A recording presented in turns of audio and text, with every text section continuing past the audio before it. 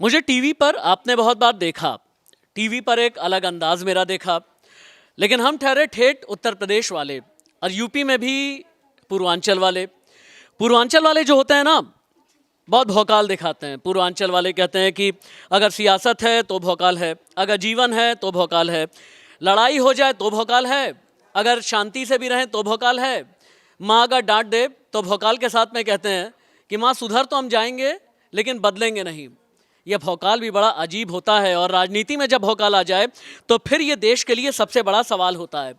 आज से इसी प्लेटफॉर्म पर एक नया शो मैं आपके लिए शुरू करने वाला हूं जिसका नाम है राजनीति का भौकाल।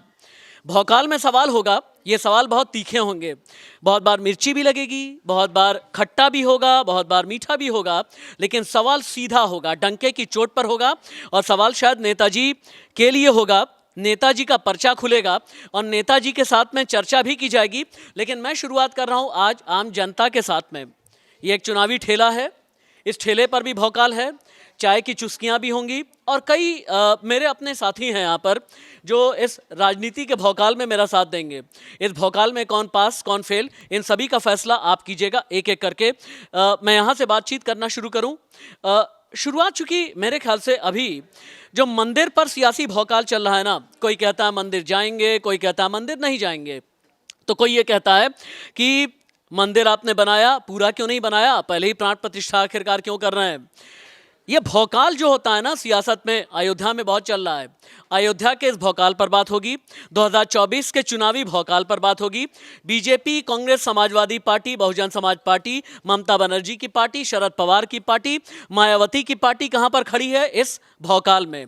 याद रखिएगा, ये राजनीति का भौकाल है। राजनीति के भौकाल में सिर्फ आपके ही सवाल होंगे, मेरे साथ आपको जुड़ना भी है। तो शुरुआत कर देते हैं भौकाल की। भौकाल के लिए कितने लोग तैयार हैं? भौकाल के लिए सभी तैयार हैं, भौकाल के लिए सब तैयार हैं। भौकाल एक ऐसी चीज होती है ना कि अगर आप सवाल करने पे आ जाएं तो न जाने क्या क्या निकल रहा होता है, अंदर की जितनी भी फ्रस्ट्रेशन होती है धमाधम निकल रही होती है। शिखा से ही शुरू करते हैं। शिखा, तुमने सबसे पहले हाथ उठाया, अच्छा सबसे लास्ट में जाना चाहिए था नहीं। अब ये बताओ तुम, ये जो मंदिर वाला भौकाल चल रहा है, इस भौकाल में कौन आगे है और कौन पीछे है? आगे आ जाओ, आ जाओ, आओ चुनावी ठेले पे आ जाओ, आ जाओ। ये कुल्हड़ ले लो, कुल्हड़ वाली चाय है ना, ले लो। हाँ, अब मुझे ये बताओ, इस भौकाल में जो कई पार्टियां हैं कहती हैं कि भाई हम जाएंगे नहीं जाएंगे, कौन आगे है और कौन पीछे है? किसका नुकसान है, किसका फायदा है? सर नुकसान तो उसी का जो नहीं जा रहा है, क्योंकि वो अच्छा एक मिनट, आ जाओ, भाग करके आओ, भाग करके आओ। ये आरुषि हैं तो दुबली पतली सी, लेकिन छोटे पैकेट में बड़ा धमाका है। इधर आ जाओ, चलो आ जाओ आ जाओ आ जाओ। हाँ, अब कैसे? हाँ, आपने कहा कि जो नहीं जा रहा है राम मंदिर उसको नुकसान है। कैसे नुकसान है? कि ऑफ कोर्स वो दर्शन से चूक जाएगा। क्यों? जब राम मंदिर बन जाएगा उसके बाद भी तो जा सकता है दर्शन करने के लिए। जरूरी थोड़ी है जब प्राण प्रतिष्ठा है, जब नरेंद्र मोदी जी ने बुलाया है तभी जाएगा, नहीं जा पाएगा तो नुकसान होगा। इसे कहते हैं भौकाली सवाल। तालियां बजाएं आरुषि के लिए, तालियां आरुषि के लिए, तालियां। ये पहला भौकाली सवाल था। आरुषि, हाँ हाँ बताइए, अगर वो भी मैडम कह रही है वहां से कि नरेंद्र मोदी जी कौन होते हैं इनविटेशन भेजने वाले, तो अगर किसी पार्टी मैडम आ जाइए, आ जाइए, बैठना नहीं है, चलिए उठिए, खाना वाना बाद में खाइएगा। हाँ, तो अगर आप कह रही हैं कि नरेंद्र मोदी जी कौन होते हैं इनविटेशन भेजने वाले, तो अगर कुछ पार्टियों ने इनविटेशन अगर ठुकरा भी दिया तो बाकी पार्टियां कौन होती है उनको टारगेट करने वाली कि आप कौन होते हैं राम जी का इनविटेशन ठुकराने वाले? कौन होते हैं नरेंद्र मोदी जी? दीपांशी का भौकाल। नरेंद्र मोदी जी ने अपनी कोई शादी का इनविटेशन नहीं भेजा था, अपने बच्चों के बर्थडे पार्टीज का इनविटेशन नहीं भेजा था, उन्होंने राम का इनविटेशन भेजा था। जो मोदी जी कौन होते हैं? भाग्यशाली होंगे अगर राम ने आपको चुना है कि वो इनविटेशन स्वयं आपके पास है। तो मोदी जी कौन होते हैं इनविटेशन भेजने वाले? मोदी जी कौन होते हैं इनविटेशन? मोदी जी देश नहीं, वो बात नहीं है। अगर देश के प्रधान अगर आपको पीएम इनवाइट करते तो क्या आप नहीं जाती? अगर आपको पीएम इनवाइट करते, ये कह रही है यहाँ पे कि स्टेप मोदी जी ने उठाया है राम मंदिर बनाने का, तो आप मुझे बताइए लाल कृष्ण अडानी जो इतने सालों से इसके लिए लड़ते हुए आ रहे थे वीएचपी से, तो वो कौन थे? रिजल्ट कुछ मिला? एक मिनट, इनका कहना है कि जब मोदी जी आए तब हमको राम मंदिर का रिजल्ट मिला। मतलब आपको ऐसा कहना है कि जो इतने सारे आंदोलनकारी थे, जो इतने सालों से इसके लड़ रहे थे, 70 साल से 70 साल से अगर सरकार थी, अगर उन्होंने क्यों नहीं बनवाया अभी तक मंदिर? अगर भाजपा शुरू से जो बोलती थी वो इसका ये करके point है। दिखाई फिर। भाजपा शुरू से ठीक जो है, बोलती थी, ठीक है, भाजपा अगर शुरू से जो आप बोलती इतने थी- गिरे हुए हैं, आप इतने गिरे हुए हैं कि इन्विटेशन जा रहा, आप एक्सेप्ट भी नहीं कर, एक्सेप्ट करिए भाई, मत जाइए वहाँ पे। आप इन्विटेशन एक्सेप्ट ना करने का इकलौता मुद्दा यहाँ पे ये है कि राम मंदिर अभी बनकर तैयार ही नहीं हुआ है। राज्य में आपको जाना पड़ेगा, राम राज्य अब आ गया है। अब लोगों को सामने रिजल्ट दिखता है, लोगों को प्रूफ चाहिए, क्या मिला नहीं मिला उसके लिए लोग प्रूफ देखते हैं, ऐसा नहीं हम मैं भाई एक चीज मैं एक चीज में बहुत अप्रिशिएट करूंगा, यहाँ पर आरुषि हैं जिन्होंने अकेले स्टैंड लिया हुआ है, एक ओपिनियन, यानी आरुषि इस भौकाल में अभी मेरा ऐसा मानना है कि फिलहाल ज्यादा वजनदार नजर आ रही हैं। इतने लोग चारों तरफ हैं जो उनका घेराबंदी करें। आरुषि का साथ देने वाला कोई है क्या यहाँ पे? शायद दानिश तुम हो गए? अरे दानिश सर हैं, मैं अकेले वाली भौकाली है। मैं अकेले यहाँ पे सबको गलत प्रूफ कर सकती हूँ, मैं अकेले सबको गलत प्रूफ कर सकती हूँ यहाँ पे। मैं किसी का साथ देने नहीं और बल्कि तथ्यों पे बात करने आया हूँ। दरअसल बीजेपी का स्टैंड हमेशा से क्लियर रहा है, चाहे अपने मैनिफेस्टो में, चाहे चुनावी घोषणा पत्रों में, चाहे जहाँ हर मैनिफेस्टो में उन्होंने 1952 से लेकर 1980 तक क्लियर उनका एजेंडा था कि हम राम मंदिर को बना के रहेंगे। उन्होंने अभी कभी अपने स्टैंड से बाहर नहीं उठे। और दूसरी तरफ कांग्रेस हमेशा अपने कशमकश के रवैये से 1980 के बाद बदलती रही। कभी उन्हीं के नेता कहते हैं कि हमने राम मंदिर का ताला खुलवाया, और दूसरी तरफ कहते हैं कि हम दर्शन के लिए नहीं जाएंगे। तो वो दोनों कांग्रेस में बहुत ही कशमकश है। इस वजह से तुम्हारे एक मिनट रुक जाओ आरुषि, तुम्हारे जितना तुमने भौकाल दिखाया ना, इसमें एक छौंका लगाऊंगा मैं अयोध्या का। कौन है भैया अयोध्या वाले? चलो उधर कैमरा फोकस करो, अयोध्या वाले भी हैं, कैमरा फोकस करो। आ जाओ मेरे ठेले पे, भौकाल वाला ठेला एक बार फ्रेम बनाइए। भौकाल वाले ठेले पर अयोध्या, पहले फैजाबाद था, फैजाबाद में पैदा हुई और अब अयोध्या में इनका घर है। चलिए, अयोध्या का बहुत कायाकल्प हुआ, ये कहा जा रहा है। राम की पैड़ी पहले वैसी नहीं थी। सरयू किनारे, सरयू तट पर बहुत ज़्यादा गंदगी हुआ करती थी। इसके अलावा जहाँ रामलला विराजमान थे, अब टाट से ठाट में पहुँच गए हैं। लेकिन आरुषि जो हैं इस बात को पूरी तरह मान नहीं रही हैं। अयोध्या वाली कशिश क्या बोलेगी? कशिश का भौकाल क्या कहता है? मेरा भौकाल यही कहता है कि अयोध्या जो पहले जैसा था, सबने वादे करे लेकिन कोई उस वादे को पूरा नहीं कर पाया, और आखिर में जो वादा ये पूरा करा है वो बीजेपी ने करा है, योगी ने करा है, मोदी जी ने करा है। तो हम तो अयोध्या वाले जो है वो काफ़ी खुश हैं। और राम मंदिर जी हमारे जो मैं क्या कहती हूँ कि जब बाबरी मस्जिद थी, उसके नीचे जब राम जी के होने के जब अंश हमें मिले थे, ये बीजेपी तो ढूंढ के नहीं लाई थी, ये उसी समय ढूंढ लिए गए थे। ये उसी समय सुनो एक बार आरुषि को सुनो। मेरी बात आप पूरी कर लेने दो, ठीक है? ये बीजेपी ने नहीं ढूंढा था वो अंश, ये उसी समय ढूंढ लिए गए थे।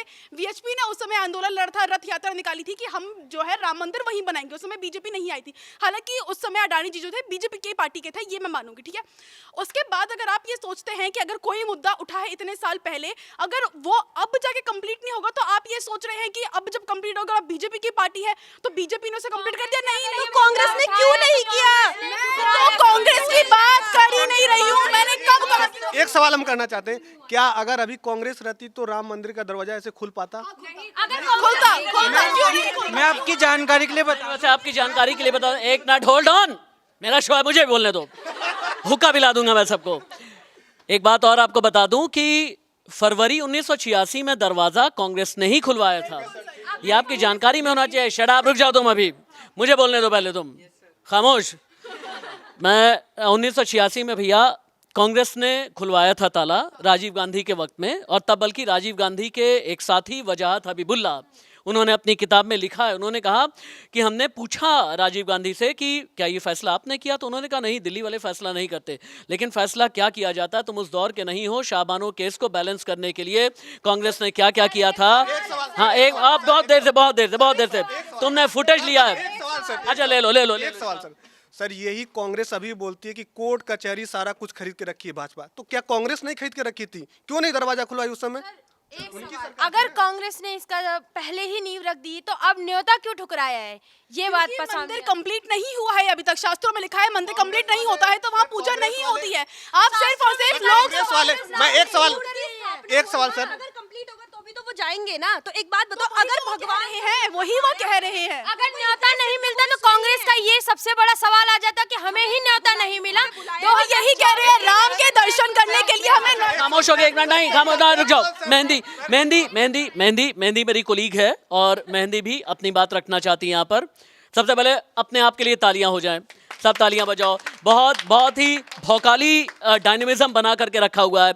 आकांक्षा तुम्हें ही बुलाता हूँ, पीछे नहीं रहना है तुम्हें, पर्दे के पीछे बैक बेंचर तो तुम हो ही नहीं। हाँ मेहंदी। सर, इसमें मैं आरुषि के भौकाल से बिल्कुल सहमत रखती हूँ। बिकॉज अगर बीजेपी ये पूरा एजेंडा कर रही है, कहीं ना कहीं ये कहा जा रहा है कि वो पूरा इसे पॉलिटिकल मुद्दा बनाया जा रहा है। मोदी जी दिखाई दे रहे हैं, रामलला की इतनी बात नहीं हो रही है, मोदी जी मुख्य अतिथि हैं, 2-3 साल अभी लगने हैं मंदिर को बनने में। तो जब लोकसभा चुनाव है तभी मंदिर की प्राण प्रतिष्ठा हो। तो सारे देश के लोग हैं, सबको इन्विटेशन दिखाई नहीं दे रहे तो राम आएंगे मेरे आंगन में तो दिया सजाएंगे, ये गाना कैसे चल रहा है? तुम जो है ना, तो अपनी आंखों से मार दो सबको, मारना तुम सबको अपनी आंखों से।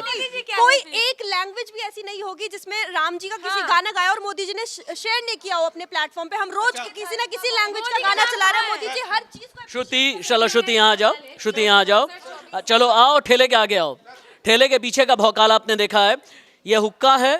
हुक्का हालांकि हम में से कोई भी गुड़गुड़ाता नहीं, और ये सिर्फ और सिर्फ प्रतीकात्मक तरीके से हमने रखा है। और ये जो लालटेन है ना, एक बार फोकस करो भाई हमारे सेट पर, ये जो लालटेन है, इस लालटेन के जरिए दिमाग की बत्ती अगर किसी की बुझती है तो हम उसे जलाते हैं। श्रुति इधर आ जाओ, आ जाओ, आ जाओ, आओ। क्योंकि सर धर्म का पॉलिटिक्स खेलना बहुत आसान है। लोकसभा इलेक्शन टाइम पे राम मंदिर का इतना ज़्यादा हाइप लेना, सारे मुद्दे, इतने सारे मुद्दे सब एकदम डाउन है इस वक्त। सिर्फ राम मंदिर राम मंदिर राम मंदिर, क्यों भाई? सर वो कौन सा मुद्दा है जो डाउन है? मैं एक चीज जानना चाहता हूँ, कौन सा मुद्दा डाउन है? कौन सा मुद्दा? मणिपुर का मुद्दे पे राजस्थान, मैम राजस्थान कैसे भूल गई आप? इनके सवाल का मैं जवाब देती हूँ।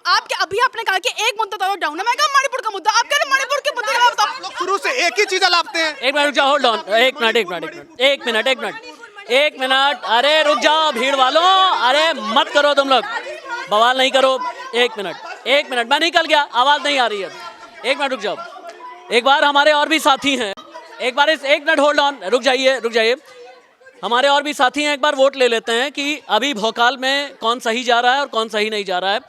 आरुषि मेरी ये कोलीग हैं जो ये कहती हैं कि बीजेपी मंदिर के नाम पर राजनीति कर रही है, उनका साथ दे रही हैं सिर्फ मेहंदी और श्रुति, और बाकी कई लोग ये कह रहे हैं कि नहीं, मंदिर बनना मतलब ये है कि भारत के विकास का प्रतीक बम बम हो गया है भारत। वैसे काम तो बीजेपी ने ही किया है। राम मंदिर, वैसे मंदिर की नींव तो, दरवाज़ा तो कांग्रेस ने ही ओपन किया था, लेकिन जो उस टाइम पे काम होना चाहिए था वो उस टाइम पे नहीं हुआ, लेकिन अब हुआ है। तो मैं बीजेपी के साथ सहमत हूँ, क्योंकि काम अभी स्टार्ट हुआ है तो बीजेपी ने मंदिर बना के दिया है। ठीक है, चलो उधर चलो। ओ बवाली फौज, शांत शांत शांत शांत, बिल्कुल भी नहीं, ऐसे नहीं, इधर आ जाओ, चलो इधर आ जाओ, पीछे आओ, चलो। अब मुझे ये बताना कि राम मंदिर, एक मिनट में फ़ोन रख देता हूँ अपना, कहाँ गया था? हाँ, अब मुझे ये बताना कि राम मंदिर बनने से क्या मिल जाएगा और राम मंदिर नहीं बनता तो क्या हो जाता, ये बड़ा सवाल है। एक मिनट, आकांक्षा, बहुत देर से आकांक्षा नहीं बोल रही। मनीषा तू भी आ जा आगे। देखिए सर, राम मंदिर जो है सिर्फ ये मंदिर और मस्जिद का मुद्दा नहीं है, ये बात है संस्कृति और धरोहर को बचाने का। आपने कहावत सुनी होगी कि जिस देश की संस्कृति मिट जाती है वो देश खत्म हो जाता है, उसकी जड़ें खत्म हो जाती है। तो यहाँ पर मामला जो है वो अपने देश की संस्कृति। लेकिन मानना आप कह रही हो कि संस्कृति मिट जाती है तो जड़ें मिट जाती हैं। आरुषि एक ऐसी लड़की है जो बहुत ही वेल कल्चर्ड रहती है और अपना चाहे वो अपने कल्चर हो उसे भी आगे लेकर के चलती है, और आरुषि अपना काम भी बहुत ईमानदारी के साथ में करती है और बहुत वेल मैनर्ड और वेल बिहेव्ड। ऐसे कितने लोग हैं? सवाल आरुषि ये कह रही है कि भाई मंदिर बहुत इजीली इन्फ्लुएंस्ड होता है वेस्टर्न कल्चर से, इसीलिए अपने देश जो कल्चर है, संस्कृति है, उससे जोड़े रखने के लिए समय समय पर याद दिलाना जरूरी है कि आप भूल जाती हैं। आरुषि इधर आओ, भूल जाती हो तुम अपने देश की संस्कृति, और तुम्हें नहीं याद आती है संस्कृति, और नहीं तुम्हें पता है कि भारत का कल्चर क्या है, ना ही तुम्हें ये पता है कि भारत का इतिहास क्या है, ना तुम अखंड भारत के बारे में जानती हो। इसीलिए तुम्हारे ज्ञान चक्षु खोल, लालटेन ले आओ, जाओ लालटेन ले आओ, एक ज्ञान चक्षु खोलो इसके। नहीं, मुझे ऐसा लगता है कि आकांक्षा ने बिल्कुल सही बोला कि ठीक है ये संस्कृति बचाने के लिए ठीक है, लेकिन मैं अपने घर में भी एक छोटा सा मंदिर लगा के उसमें राम जी की स्थापना कर दूंगी तो भी मैं अपनी संस्कृति बचा लूंगी, मुझे कोई आंदोलन लड़ने की जरूरत नहीं है। और अगर वहाँ राम मंदिर बन रहा है, करोड़ देशवासियों की उससे जो है इच्छा जुड़ी हुई है, ठीक है, तुम्हारी वहाँ से रिलीजन जुड़ा हुआ है, अच्छी बात है, लेकिन उसके लिए ये लोकसभा चुनाव से पहले आधे अधूरे मंदिर का प्राण प्रतिष्ठा कर देना और उसके लिए इतना ज्यादा तुम अपना दिखावा करना, अपने आप को मुख्य यजमान बना के, जिसने मेनली उसके लिए लड़ा है उसको मुख्य यजमान बनाइए, आप खुद के उसके मुख्य यजमान बन रहे हैं, फर्स्ट थिंग। और सेकंड थिंग मेरा यह है कि अगर मुझे अपनी संस्कृति बचानी होगी, मैं अपने घर पे मंदिर लगा के अपनी संस्कृति बचा लूंगी, मुझे राम मंदिर की जरूरत नहीं पड़ेगी। एक चीज़, एक पॉइंट में रखना चाहूँगी, आप जो कर रही हैं, आप जो कह रही हैं, मैं उससे सहमत हूँ, लेकिन दूसरी बात यह है कि दूसरी तरफ के लोग हैं वो भी कई तरीके के एजेंडास चलाते हैं, जैसे स्यूडो सेकुलरिज्म, बहुत सारे मुद्दे हैं उनको भी काउंटर करना होता है। आरुषि, आप ये एक मिनट, स्यूडो सेक्युलरिज्म, भारी भरकम शब्द तुम ले रही हो। स्यूडो से क्या होता है? स्यूडो सेक्युलरिज्म होता है क्या? आगे आओ, जाओ, आगे आओ, कैमरा देख करके बोलो क्या होता है। लो माइक ले लो। एग्जैक्टली मैं बताना चाहती हूँ, जैसे कि आजकल लड़कियों को बहुत ट्रोल किया जाता है कि सूडो फेमिनिस्ट हो चुकी है, ऐसे ही सूडो सेक्युलर भी है जो कि लेफ्टिस्ट पार्टी हमारी बन चुकी है काफ़ी सारी। क्योंकि जब किसी को सपोर्ट करने की बात आती है, किसी रिलीजियस को फेथ को सपोर्ट करने की बात आती है, तो सिर्फ उनका झुकाव जो रुझान जो है वो एक तरफ होता है। जबकि अभी तक भी मैंने जितना देखा है, कुछ लोगों को छोड़ दो, जितने भी राइट विंग के लोग हैं या फिर जितने भी राम मंदिर बनने के बाद या जितने हमारे सदगुरु हैं या जितने भी लोग हैं ना, वो कोई प्रोवोकिंग स्टेटमेंट्स नहीं दे रहे हैं, वो इस तरह की बातें कर रहे हैं कि जिससे दोनों जो गुट है या गिरोह है उनमें एक सहमति रहे। और मुझे सबसे ज़्यादा अच्छा तब लगता है जब मैं देखती हूँ कि जो दूसरे कम्युनिटी के लोग हैं, चाहे पंजाबी हैं, सिख हैं, चाहे मुस्लिम हैं, वो लोग जब राम जी के प्रेजिंग में कुछ गीत लिखते हैं या उनके लिए कुछ गीत गाते हैं, भजन गाते हैं, तो वो एक बाकायदा एक सेक्युलरिज्म है कि आप मान रहे हो, दोनों की इज्जत कर रहे हो। बट जब आप सिर्फ एक को नीचा दिखाते हो और एक को ऊपर दिखाने के लिए आप दूसरे के तथ्य को बिल्कुल नकार देते हो, झुटला देते हो, गालियां देते हो, वो गलत है जो लेफ्टिस्ट पार्टी करती है। जिस चीज़ में मैं सपोर्ट करती हूँ कि बीजेपी है, सपोर्ट करती है, और ये चीज़ मैं मानती हूँ कि वो सूडो सेक्युलर नहीं है, और ये चीज़ अच्छी। आप कहती हैं कि बीजेपी सूडो सेक्युलर नहीं है। अब इससे पहले कि मैं आगे बढ़ूं, किसी को राम भजन गाना है क्या? राम आएंगे, राम आएंगे, राम आएंगे, बिल्कुल। ओ वाह, दीपांशी मेरी एक मिनट, ओ सॉरी दीपांशी, मेरी तरफ से तुम्हारे लिए कुल्हड़ एक गिफ्ट, और गाना गाने के बाद वापस से मेरे ठेले पे रख देना, ठीक है? ले करके चुरा करके मत जाना। लो चलो गाओ। मतलब राम आएंगे तो सब लोगों ने बहुत सुन लिया, थोड़ा वो भी हो गया। मैं एक सबरी जी का दूसरा एक भजन की कुछ लाइनें सुना देती हूँ।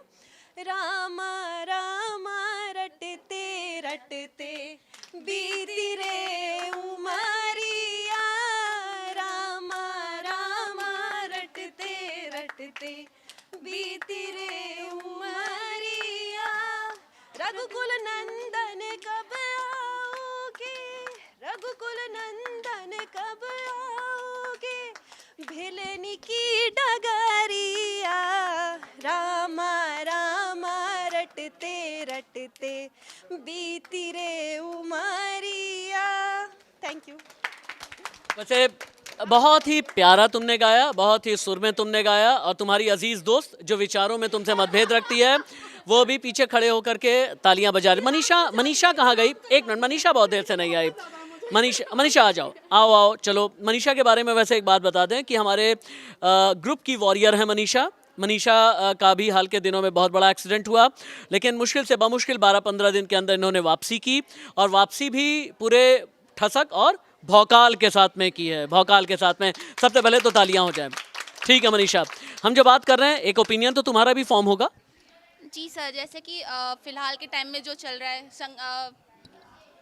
फिलहाल के टाइम में जो चल रहा है राम मंदिर पे, तो बीजेपी सीधा इसमें तो कोई छुपाने वाली बात है नहीं, वो हिंदू धर्म को लेके हमेशा से ही राजनीति करती आई है, धार्मिक खेल रहा है उसने भावनाओं के साथ इंसान आम जनता की। तो अभी भी राम मंदिर बहुत बड़ा हथियार है उसका इलेक्शन का। 5 राज्य में से जो 4 राज्य वो जीते हैं, 4 राज्य जो जीते हैं वो भी राम मंदिर के नाम पे ही जीते हैं। और अभी भी ये जो लोग विरोध में जो हैं वो इसलिए ही हैं, ज़्यादातर लोग इसलिए विरोध में, क्योंकि उनका ये कहना है कि बीजेपी राजनीति कर रही है और मंदिर का पूरा निर्माण हुआ नहीं है। जब तक पूरा निर्माण नहीं होता तब तक उसका प्रति ये जो प्राण प्रतिष्ठा निकल रहा है वो नहीं निकलना चाहिए। लेकिन सर आपने ये राय यहाँ के लोगों से ली, आप एक बार अयोध्या में जाके उनकी राय लीजिए, एक नॉर्मल इंसान से उनकी राय लीजिए, उनसे वो इस वक्त इतने खुश है क्योंकि उन्होंने रामलला को जो है ना एक टेंट में देखा था। आज वो महल में जब वापस अपने महल में आ रहे हैं ना, तो वो उनसे ज़्यादा खुश और कोई नहीं हो सकता। और यहाँ पे जितने लोग जो भी बोल रहे हैं, मैं उनकी बात से बिल्कुल वाकिफ़ नहीं रखती, क्योंकि मैं अयोध्या से हूँ। मेरा जन्म भले ही दिल्ली में हुआ है, लेकिन मेरे माँ बाप सब अयोध्या में ही पैदा हुए हैं, वहीं पले बड़े हैं, तो मैं तो बहुत ज़्यादा खुश हूँ। और जो बोल रहा है उसको इग्नोर ही कर। मैं इसमें ये कहना चाहती हूँ कि सिर्फ अयोध्या नहीं है ना, पूरा देश है। देश में और भी मजहब के लोग रहते हैं, मुसलमान भी हैं, हिंदू भी हैं, तो सबकी अगर राय जानने की बात करें तो हो सकता है कि 50-50 भी हो सकती है। मेरी राय में तो मेरे राम अल्लामा इकबाल वाले हैं, है राम के वजूद पे हिंदुस्तान को नाज, अहले नज़र कहते हैं उन्हें इमाम हिंद। मेरे लिए प्रभु श्री राम इमाम हिंद है। सहमत हूँ। ऐसे ही बहुत से लोग हैं मुसलमान जो हैं, खुर्शीद आलम की बात करें, वो कुरुक्षेत्र से जल लेकर आ रहे हैं राम के लिए, लेकिन बहुत सारे लोग भी हैं जो अगेंस्ट में भी बात करते हैं। जैसे इन्होंने कहा कि सेकुलरिज्म है, राइटिस्ट पार्टी बीजेपी सेकुलरिज्म की बात करती है, लेकिन बीजेपी की तरफ से ये बातें निकलकर सामने आती है हिंदू धर्म खतरे में है। मस्जिद के बारे में बीजेपी कभी बात नहीं करती है। 2024 के इलेक्शन से पहले राम मंदिर, ओवीसी तो देखो कैसे बयान देता है कि वो राम मंदिर बनने वाला है, आपको घरों से बाहर नहीं निकले उसे तोड़ देंगे। कम से कम शाहीन बाग में जो आंदोलन हुआ था, एक मिनट सुनो, कि अपनी तारीफ माइक पे बोलोगे, सभी की माइक पे आवाज आ रही है। ऐसे तो शाहीन बाग में जब आंदोलन हुआ था, तो वहाँ पे बीजेपी के बड़े बड़े लीडर्स ने कितने वो बयानबाजी किए थे, विवादित बयान दिए थे। विवादित बयान तो आप एक चींटी मर जाए उसके ऊपर किसी नेता से बुलवा लीजिए, वो 100 दे देगा। और दूसरी बात, जो सबसे देर से बोल रहे हैं कि मोदी अपने आप को हाईलाइट कर रहे हैं ना, तो अगर आप बीजेपी का पेज फॉलो करते हो ना अगर इंस्टाग्राम पे, तो एक दिन ऐसा नहीं होता जिस दिन वो कार सेवकों की रील्स नहीं डालते हो या उनसे जुड़ा हुआ वो इतना बड़ा बड़ा पर्चा लिख कर उनके पेज पे ना आता हो, सिर्फ इसलिए क्योंकि वो एक उनका हो सकता है कि वो इस तरह से उनको एक देना चाहते हैं कि भाई उन लोगों की एक और राम भजन तैयार रखो, तुम्हारे पास फिर से आऊंगा मैं। और किसी को अगर राम भजन गाना है तो अपनी तरफ से इनिशिएटिव ले सकता है और मुझे बहुत अच्छा लगेगा।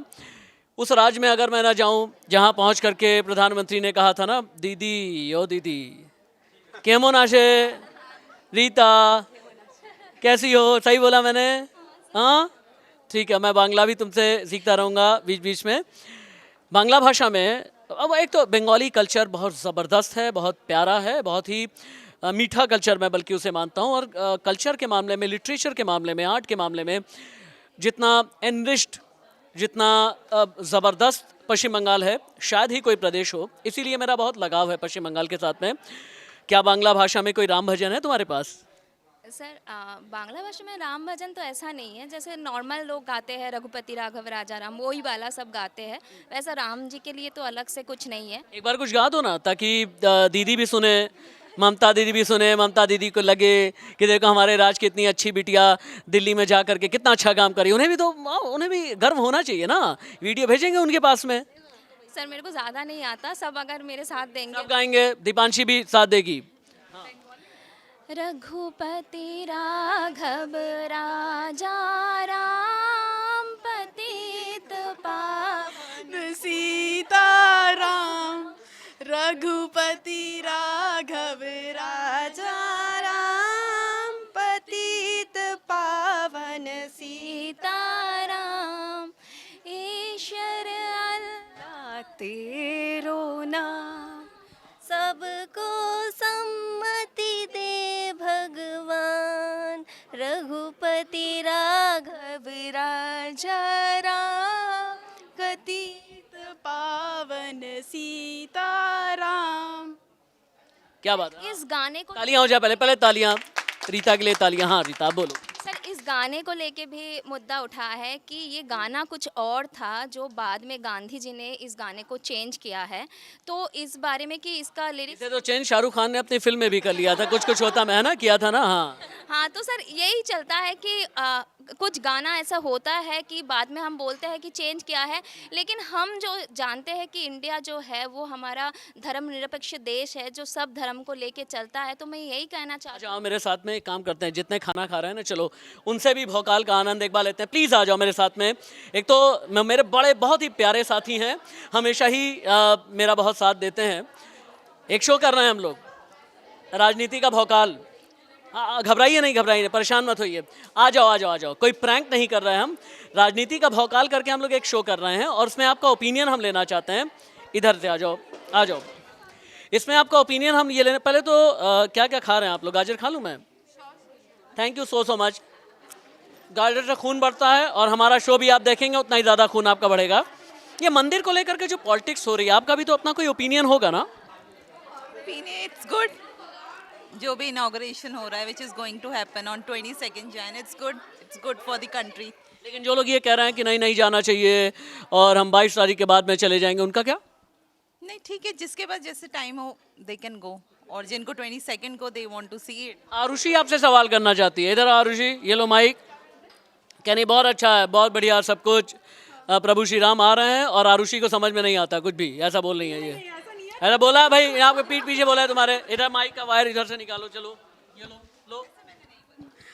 नहीं, आपने बोला हो, शायद मैंने सुना नहीं। प्रभु श्री राम आ रहे हैं, ये अच्छी बात है, ये मेरे अंदर भी है कि चलो ठीक है, जहाँ मंदिर बनना चाहिए था मंदिर बन रहा है, प्रभु श्री राम आ रहे हैं।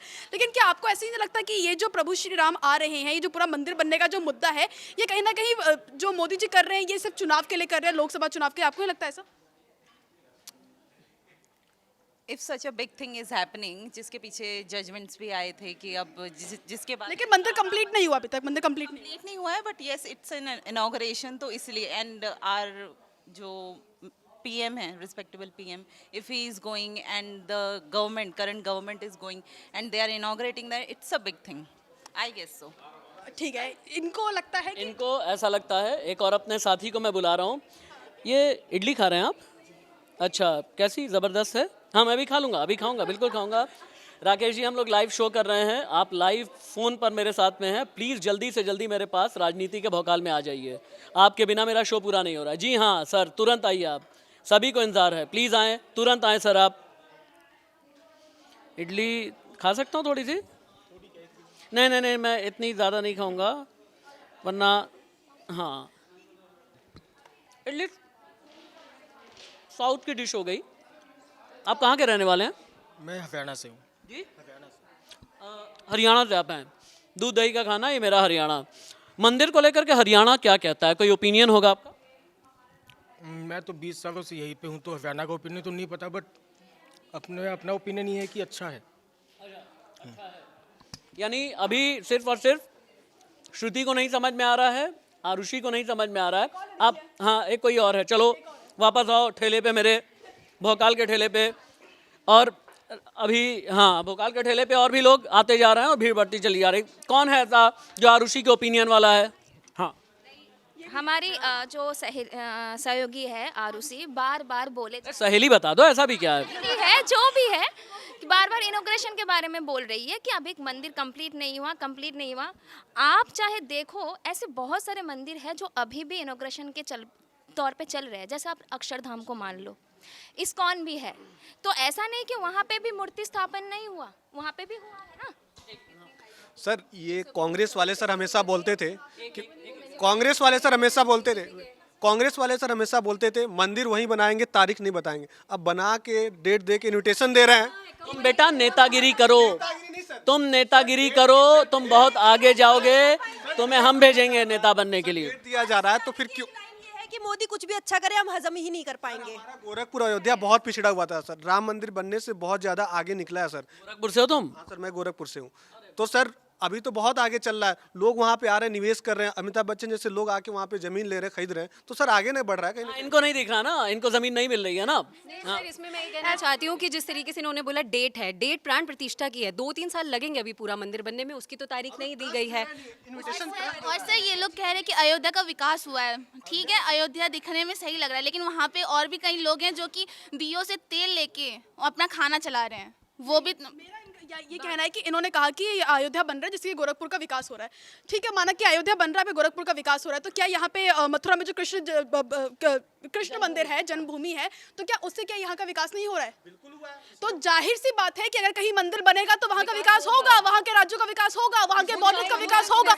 इसका मतलब ये नहीं है कि अगर आपके नरेंद्र मोदी जी ने अगर वहाँ पे मंदिर बना, मोदी जी ने नहीं बनाया, मानते हैं ना, दे रहा है, ट्रस्ट बुला रहा है उन्हें, मोदी जी नहीं बनवाया, मोदी जी ने मंदिर नहीं बनवाया, हमने इनका ये चेंज साफ कर बोल दिया, रहे हैं। एक विचारधारा हमने इनकी चेंज कर दी, बात करते करते आगे की विचारधारा भी चेंज। अयोध्या राम मंदिर को जो ट्रस्ट जो वो मोदी जी को बुलाया जाए, मोदी जी किसी को नहीं बुला रहे हैं, पहली बात तो मोदी जी मान गए ना, आप मान गए ना, आप मान गए ना, ठीक है। तो अब अगर जाहिर सी बात है कहीं पे इतना बड़ा मंदिर बनता है, क्योंकि जैसे मथुरा वृंदावन में इतना बड़ा मंदिर है, आप मानती होंगी बिल्कुल, तो वहाँ के जो बॉर्डर्स जो टच करते हैं वहाँ का विकास हो रहा है। तो बिल्कुल वही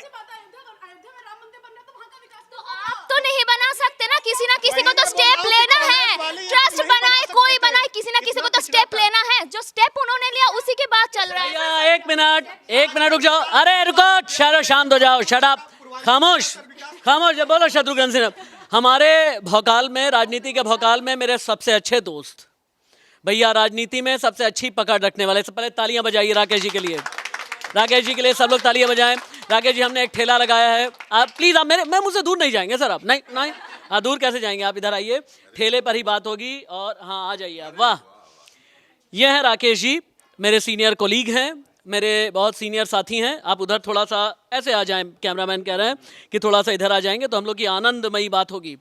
राकेश जी, हाँ अलग अलग ओपिनियन है, ठेले पर तो आ जाओ। मेरा ठेला फ्लॉप नहीं है, मेरा ठेला बहुत सुपर हिट है, ठेले पे आ जाओ सब। हाँ, यहाँ पर एक ओपिनियन ये है, कुछ लोग कहते हैं कि भाई मंदिर के नाम पर सियासत हो रही है, तो कुछ ये कह रहे हैं कि नहीं, मंदिर बन रहा है, देश के विकास का एक पैमाना तय हो रहा है। आपका ओपिनियन क्या है? देखिए, अपने अपने तरीके से सोचने का नज़रिया है राशिद जी, लेकिन मंदिर बन रहा है तो ये विकास की ही गति को एक तरह से रूपित कर रहा है, इसलिए क्योंकि ये तो सर्वोच्च। अब लड़ो, अब राकेश जी मेहंदी, और हाँ लड़ो, फिर न्यूज़ रूम में झेलना इनको। देखिए सर्वोच्च न्यायालय का फैसला था, उसके बाद ये पूरा प्रक्रिया शुरू हुई, तो इसमें राजनीति चश्मे से अलग अलग पार्टी अपने अपने जो उनके अनुरूप है उसके अनुसार सोचते हैं। लेकिन ये जरूर है कि प्रधानमंत्री नरेंद्र मोदी की अगुवाई में ये पूरा चल रहा है। अगुवाई इसलिए मैं कर रहा हूँ, सरकार उनकी है, ये निर्माण जो है ट्रस्ट कर रही है। लेकिन प्रधानमंत्री जब 22 तारीख को 12:30 बजे जब वहाँ पर मौजूद रहेंगे, और आपने पूरे देश में देखिए, पूरे देश जो है राममय हो रखा है। कहीं भी जाइए, चाहे गांव जाइए, शहर जाइए, चौक जाइए, चौराहे जाइए, बाजार जाइए, नॉर्थ ब्लॉक की बात कर रहा हूं मैं, साउथ ब्लॉक की बात कर रहा हूं, बीजेपी, कांग्रेस में भले ही जो है राहुल गांधी नहीं जा रहे हैं, लेकिन उनके नेता हैं जो बात कर रहे हैं। ये देखिए, ये है राम मंदिर का। अब आ जाओ आरुषि, यहाँ आ सकती हो तुम सीधी बहस कर सकती हो राकेश जी से, आंखों में आंखें डाल करके बहस करना, उसके बाद जाकर के न्यूज़ रूम में भी फिर उसी तरह से तुम उसी ओपिनियन के साथ में रहना। राकेश जी का ये कहना है कि भाई पूरा देश राममय है, ये आरुषि को क्यों नहीं बर्दाश्त हो रहा है। राकेश जी कह रहे हैं कि पूरे देश को ये लगता है कि प्रधानमंत्री नरेंद्र मोदी ने करोड़ों लोगों की आस्था का सपना पूरा किया, लेकिन वो तुम्हें समझ में नहीं आता है। दूसरा लालटेन भी लेकर के आओ इसके सामने, इसके ज्ञान चक्षु खोलो, 2 लालटेन अपने सामने रखो, फिर बात करो। लो चलो, मैंने आपकी बात सुनी और आपने बिल्कुल सही बोला, बल्कि मैं जहाँ सोच रही थी कि मैं सर को फंसाऊंगी, सर ने वो वाली लाइन भी बहुत अच्छे से बोली कि नरेंद्र मोदी जी को लेकर जो आपने लाइन बोली, बिल्कुल सही बोला आपने। लेकिन मेरा सवाल यहाँ पे बस इतना सा है कि जब मंदिर अभी तक कंप्लीट नहीं हुआ है, तो सिर्फ लोकसभा चुनाव से पहले, क्योंकि जाहिर सी बात है अभी जैसे प्राण प्रतिष्ठा होगा, इलेक्शन कमीशन की पीसी होगी, वो डेट अनाउंस कर देंगे, उसके बाद फिर इसी मुद्दे पर लेकर वो फिर से चुनाव लड़ना शुरू कर देंगे। मेरा यही मुद्दा है कि सिर्फ चुनाव को लेकर ही मंदिर क्यों? देखिए, ये जो तारीख तय किया गया था वो बहुत पहले किया गया था आरुषि। अब राजनीति चश्मे की इसलिए मैं कर रहा हूँ कि आप कांग्रेस हो, समाजवादी पार्टी हो, आप उस चश्मे से नहीं देखना होगा। हमें जो आम आदमी और निष्पक्ष तरीके से इसके ज्ञान चक्षु और खुलवाता हूँ मैं। किसको आता है वो? श्री राम जानकी बैठे हैं मेरे सीने में। दीपांशी आ जाओ, चलो दीपांशी द शो स्टॉपर, आओ चलो, आओ आगे आओ। मनीषा तुम भी आओ, मनीषा तुम मनीषा और आकांक्षा बैक बेंचर नहीं रह सकते, इधर आ जाओ। पूरे सुर लगाएंगी, और सुर में वो अंग्रेजी में क्या बोलते हैं, कॉयर बोलते हैं ना, कॉयर। हाँ, तो कॉयर में मैं इसकी आवाज़ भी रिकॉर्ड करूंगा, आरुषि की भी। मनीषा तुम भी आगे आ जाओ, श्रुति, मेहंदी पीछे मत रहो। हाँ चलो दीपांशी, देखो माइक मैं ले जाऊंगा, छीनो मत माइक छीनने की आदत मत डालो तुम। बिल्कुल। श्री राम जानकी बैठे हैं मेरे सीने में, श्री राम जानकी बैठे मेरे सीने में, कीर्ति कीर्ति ना वैभव ना यश चाहिए, मुझको कीर्ति ना वैभव ना यश चाहिए, राम के नाम का मुझको यश चाहिए, राम के नाम का मुझको रस चाहिए, कोई सुख मिले। मैं थोड़ा देखिए राशि confuse हो जी, आप ताली बजाई पहले बच्चों के लिए आप। हाँ राशि जी, आरुषि देखिए पहले इत्फाक रख रही थी उस नजरिए से, लेकिन यहाँ पर देखिए इनको पूरा याद है गाना। याद नहीं, पाला भी बदलती है। आप अभी आजकल जानते हैं, आजकल ये कहने लगी है कि मुझे मॉर्निंग शिफ्ट में बुलाओ। ये भी वाला बदलती है। हाँ चीज जो मैं बोलना चाहती हूँ कि मेरी घनिष्ठ मित्र इसीलिए है कि बीजेपी विरोधी हो सकती है, बट कभी ये धर्म विरोधी नहीं होती, कभी ये राम विरोधी नहीं होती। देखिए आरुषि के बारे में यही मैं कर रहा था, ये दिल से जो है, दिल से देखिए, जो मैं संगीत ये अपना गाना गा रही थी तो दिल से गा रही थी, तो मैं इसका जज्बा मैं इसको सैल्यूट करता हूँ। मैंने कहा मैं बलाई ले लूँ आपकी सारी। एक बात ही कहना चाहूँगा, राजनीति का भौकाल हमारा ये नया शो है, इसको दुआएं आप दें, बहुत प्यार दीजिए। ये जितने भी कोलीग्स आप अभी देख रहे हैं, मेरे सीनियर कोलीग राकेश जी, दीपांशी, कशिश, शिखा, रीता, आकांक्षा, मनीषा, श्रुति, मेहंदी, ये सब वो लोग हैं जो आपके लिए दिन रात एक करके खबरें तो पहुंचाते ही हैं, लेकिन खबर के पीछे की असल खबर क्या होती है ये बताते रहते हैं। भौकाल का मतलब ये होता है कि आप तक सच्चाई को पहुंचाना, आप तक सच्चाई को पहुंचाने की हमने कसम खाई हुई है। और इसीलिए एक बार फिर से मैं ये कहना चाहूँगा, राजनीति के भौकाल में मेरे साथ में ज़रूर जुड़ा करें। Thank you so much. अपने लिए एक बार तालियां हो जाएं, अपने लिए तालियां जोरदार, भौकाल वाली तालियां, भौकाल वाली तालियां। जय श्री राम।